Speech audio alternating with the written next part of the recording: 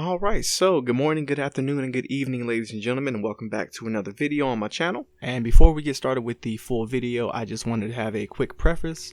We do a slight little set change around, I think about halfway through the video, simply because it started raining while I was painting, and that kind of messed up the watercolor because the paint actually got extremely distorted, and you'll actually see a little bit more of that in the finished piece, which helped, but it didn't really help. So yeah, this topic kind of came out of left field, mostly, but not really. I was writing down the 48 Laws of Power, a book by Robert Greene that I have been reading consistently every year because it's just a very nice book filled with history and things of that nature. So I wanted to make sure I memorized the 48 laws, and I knew what I was talking about when I would actually discuss them with people. So in doing so, I actually came across the 48th law and was reminded about the overt randomness and just awesomeness that is the 48th law. The 48th law actually it's titled Assume Formlessness, and more or less you can associate that with water. So before I get into talking about it, I wanted to preface to say that I want to keep this a little shorter because my last one was almost 30 minutes. So yeah, that's a little fun to think about. So getting into it, the 48th law actually describes it says assume formlessness, so you can say don't take shape. Actually, don't take any type of shape that could be used to attack you, because when you assume a form, you assume a plan, and when you assume a plan, you open yourself up to an attack from any of your enemies. This is how the book actually describes itself to you. The funniest thing though is how Robert phrases a couple of other things when he says to be fluid as water and as formless as water. That reminded me of an old Bruce Lee video I saw a few years ago. Actually, I see it a lot more now than I thought I actually would have, where Bruce Lee actually describes how water can assume the form of a teacup, and when it is put into a teacup, it becomes the teacup, aka it assumes the form of it. I really like that, and that really resonated in me when I first heard Bruce Lee say it.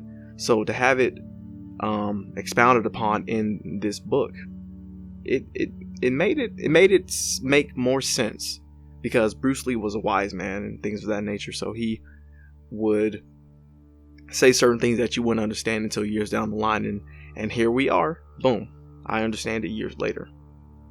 So in order to assume formlessness, you have to accept the fact that nothing is certain, no matter how fixed it may seem, how no law is certain, and how all laws can be changed, and how certain consistencies in this world are actually not that consistent. And as you go on, you'll find that it makes a lot more sense than you think, and I really wanted to just express that point. It's honestly it's a lot to take in, and I honestly think Robert Greene did this on purpose to put this one as the 48th law, to put it at the very end of the book, because that's the law that actually how do I say it? It actually wraps the entire book back around on itself. And when thinking about it, you can actually rearrange all 48 laws and have assume formlessness, or law number 48, at the very top as law number 1, and the book would still make sense. The funniest thing that I actually took away from the book when I first read it was that the book, this law basically tells you not to follow anything in this book, which is probably why Robert Greene actually put this at the very end, because these laws allow you to assume a certain form, and however dangerous each law can be, that's up to you to read for yourself. That means that when you assume the form to actually act on any of these laws, it will make you vulnerable to attack by any of your enemies, like I just said earlier. It makes you unable to evolve past certain points, and it makes you, again, less protected, and you can't adapt properly. So in order to protect yourself from everything that is the shifting nature of reality, you need to become less concrete. You can't be the stone in the road. No, excuse me. You can't be the stone in the water that just sinks to the bottom and settles. Because if you do, the river will pass over you, and all the opportunities for change and honestly any opportunity that you can think of that would be positive, it would be very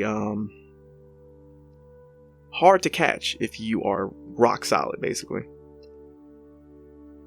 And this law actually helps you understand the power in adapting, and that makes a lot of sense right now in the current climate that we're in. And when it comes to the power of adapting, the actual power inside of adapting comes from the speed at which you can change. So depending on how fast you can adapt to a certain situation, that's how fast you can acquire power, or that's how fast you can save yourself or protect yourself from the nefarious deeds of another enemy. Which, again, when explained in the book, it is extremely funny and very, very odd. In addition to that, the book actually comes with a couple of, I say PowerPoints because the book is called 48 Laws of Power, so there's a pun there. But it's actually called The Keys to Power.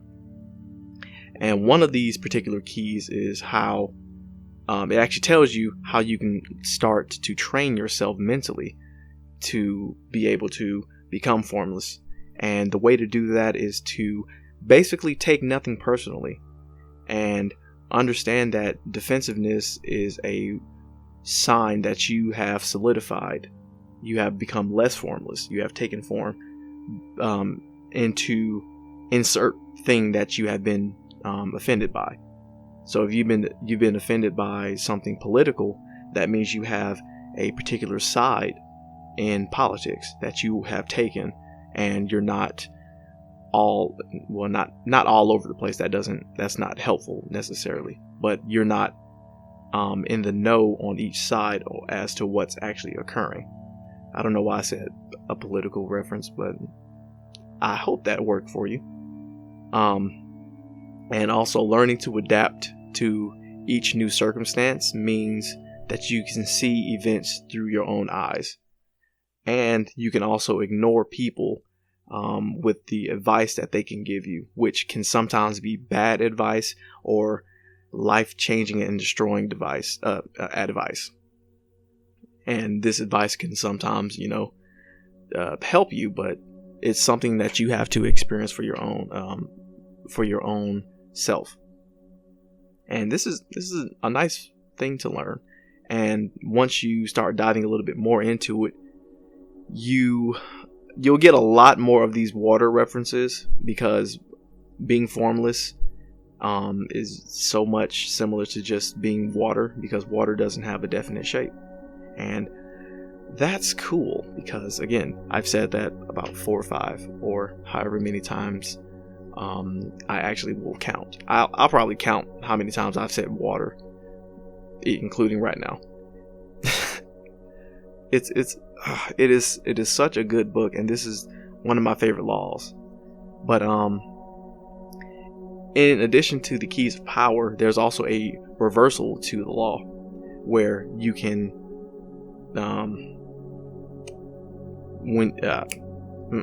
and I blanked out again, to where you can see how to reverse the law itself, with emphasis on reversal. So when you actually play with formlessness, you you're going to actually have to keep on top of yourself. You're going to have to keep your strategies that you have long term in mind, because if you ever assume formlessness, you're going to have to drop some of these short-term strategies and goals that you have in mind, because they won't really help you. And I actually have to do that right now because of how I am sorting a couple of aspects of life out right now. It's very fun, and I highly recommend that anybody going through it keep going, because it gets better. Simple as that. That's honestly all I can really say for that matter. But on top of the long-term strategy portion, when you assume a form, you must stay with it and go immediately on the attack, and use your concentration and your speed and your power in that form as best as you can. Because if you stay in that form for too long, you'll be stuck in that form. Again, you got to stay formless. But even water, again, there's that water reference. Even water can be frozen into a knife or a bullet or even a teacup. And there's the Bruce Lee reference. But even eventually, when the heat turns up or when the temperature goes back to normal, the water will revert back to its original form, which is technically nothing. I loved it. I really like it. That's I'm gonna have to read this book again in the future. I've technically been reading it every August, so I'm gonna have to read it in August. It's July right now, so I have a couple of days. Alright, so now that little topic's over and done, I promised I was going to keep it at less than the last time, so yay. That actually gives me time to talk a little bit about the piece here. So the goal here was to test out my red and my brown mixing ability, more or less. I wanted to create a Native American type skin tone, if you could call it that. I don't want to say anything too incorrect, but that's all I really know how to say. So I ended up going with this warrior type piece, and that's actually where the title of the piece comes from, called A Warrior's Revelation. And once I actually added all the blood splatters as well as filled in the red background, it popped right together. And I think the blue war paint helped a lot more than I originally thought it was, and I'm glad it worked out a little bit better. And I was able to blend around the eyes and the nose to make sure it was properly symmetrical. Basically, it blended in and mixed with the contours of the face. So I'm really glad that actually worked. And along with that, once I added all the blood splatters on the face, plus the accidental gash of red on the nose, it really came together, and I really appreciated it. Yeah, that's kind of it. It's okay, because I ended up using my fine brush to dip a couple of things out the way and kind of just draw a few other items on the ends and outlines of the piece. That's kind of it. So I ended up finishing this a lot faster than I thought, and the background dried a lot faster too. So I was pretty satisfied with this one. So with all that being said, I hope you all have enjoyed the video. I hope you enjoyed this little discussion I had. I hope you actually learned something, and I also hope that you really like the piece I did here with this with the watercolor, because I like doing this one a lot more than I thought. And I said this about my last one, but I'm going to keep saying it because improving color is a thing that I want to keep doing, because I am bad at it.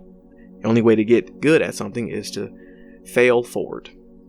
So with that being said, I would like for you all to subscribe and like the video, share it with a couple of people that you like as well, and that they might want to hear a little discussion about all this good stuff. And along with that, comment below and tell me your thoughts on the video. Tell me what you think about, well, the actual discussion I had, as well as what do you think about the book itself. Have you actually read the 48 Laws of Power? And again, tell me what you think about the watercolor piece as well. So Until we meet again next time, I will see you all later.